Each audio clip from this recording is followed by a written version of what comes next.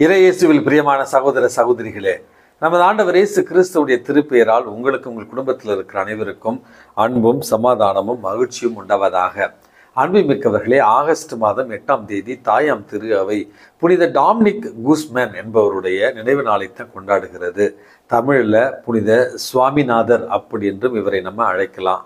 அன்புமிக்கவர்களே, இவர் 13வது நூற்றாண்டில் வாழ்ந்த ஆகச்சிறந்த ஒரு புனிதர் என்று சொல்லலாம். ஸ்பெயின் தேசத்தில் பிறக்கிறார். பணக்கார ஒரு குடும்பத்தில் பிறக்கிறார். இருந்தாலும் ஏழ்மையாகவும் தாழ்ச்சியோடும் ஒழுக்க நெறியோடும் வாழ்ந்த ஒரு புனிதராக இவர் கருதப்படுகிறார்.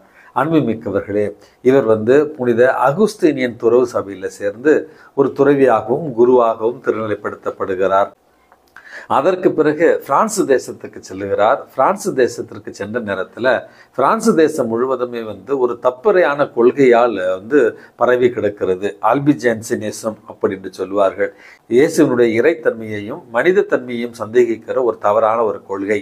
இவர் அன்னை மரியாள் இடத்துல மன்றாடி கொண்டிருந்த பொழுது அன்னை மரியாள் இவருக்கு காட்சியில தோன்றி ஜெபமாலையை ஜெபிக்கிற ஒரு முறையையும், அந்த ஜெபமாலையை ஜெபித்து மக்கள் விசுவாசத்திலும் நம்பிக்கையிலும் இறை வேண்டலிலும் ஒன்றிணைந்து இருக்கிற நேரத்தில் அந்த தவறான தப்பிரையான ஒரு கொள்கை தானாக மறைந்துவிடும் அப்படி என்று புனித டாமினிக் கூஸ்மேன் அவர்களுக்கு அன்னை மரியாள் அறிவுறுத்துகிறார்.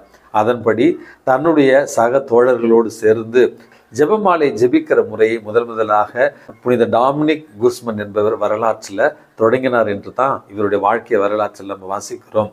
அன்புமிக்கவர்களே, இந்த பக்தியை உலகெங்கும் கொண்டு செல்வதற்காகவும் இறை வார்த்தையை அறிவிப்பதற்காகவும் நற்கருணை நாதருடைய பக்தியை உலகெங்கும் வளர்த்தெடுக்கவும் இவர் தொடங்கிய சபை தான் புனித சுவாமிநாதர் சபை. ஆங்கிலத்தில் டொமினிக்கன் சபை என்று சொல்லப்படுகிற இறை வாக்கு உரைப்பவர்களுடைய துறவர சபை. அன்புமிக்கவர்களே, திருச்சபையினுடைய வரலாற்றில் இந்த டொமினிக்கன்ஸ் சபையை சார்ந்தவர்கள் ஆற்றிய பங்கு உண்மையாகவே அளப்பரியது என்று தான் சொல்ல வேண்டும்.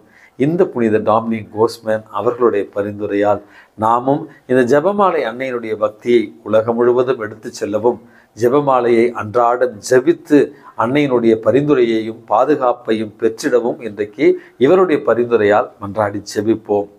அன்புமிக்கவர்களே, இன்றைக்கு நமக்கு கொடுக்கப்பட்டிருக்கிற நற்செய்தி வாசகத்தில் நமது ஆண்டவர் இயேசு கிறிஸ்து சீடத்துவம் அல்லது தன்னை பின்பற்றுபவர்கள் தன்னலம் துறந்து சிலுவையை சுமந்து கொண்டு அவரை பின் செல்ல வேண்டும் என்கிற ஒரு அழகான கருத்தை தான் இன்றைக்கு நமக்கு சொல்லுகிறார். இந்த நற்செய்தியை வாசித்த உடனேயே எனக்கு நினைவுக்கு வந்தது, சமீபத்தில் வடநாட்டில் 2 அருட்சகோதரிகள், கத்தோலிக்க அருட்சகோதரிகளை இந்துத்துவ அரசாங்கம் அவர்களை கைது செய்து சிறையில் அடைத்தது.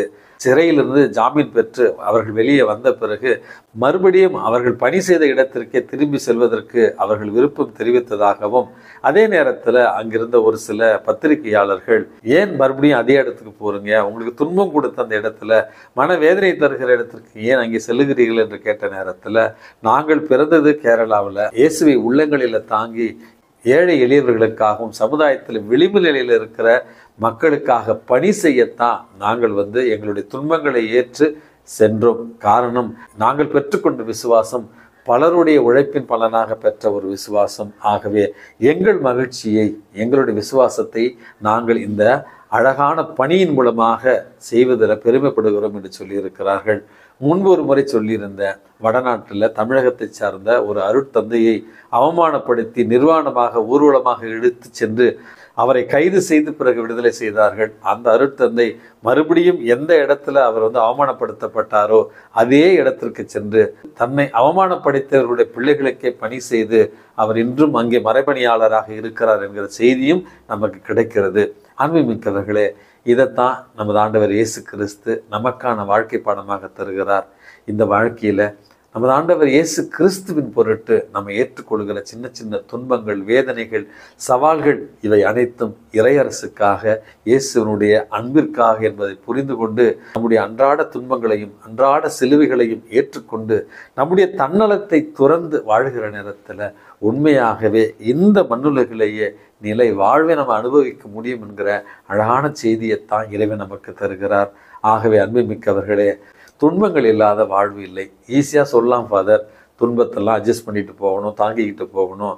குடும்பத்தில் ஒவ்வொரு நாளும் ஒவ்வொரு பிரச்சனையை சமாளித்து வர்றது எவ்வளோ ஒரு விஷயம் தெரியுமா?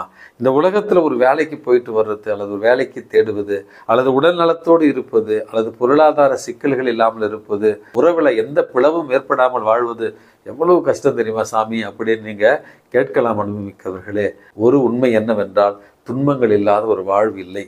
ஆனால் அந்த துன்பங்களை தாண்டி செல்கிற, துன்பங்களை தாங்கி நம்மை மெருகேற்றி கொள்கிற ஒரு மனநிலை மட்டுமே இந்த துன்பங்களை நாம் வெற்றி கொள்ள உதவும் என்பதை புரிந்து கொண்டு இறைவனுடைய துணையோடு, நம்முடைய விசுவாசத்தோடு, நம்பிக்கையோடு அன்றாட சிலுவைகளை ஏற்று தன்னலத்தை துறந்து இயேசுவுக்காக வாழ்வோம்.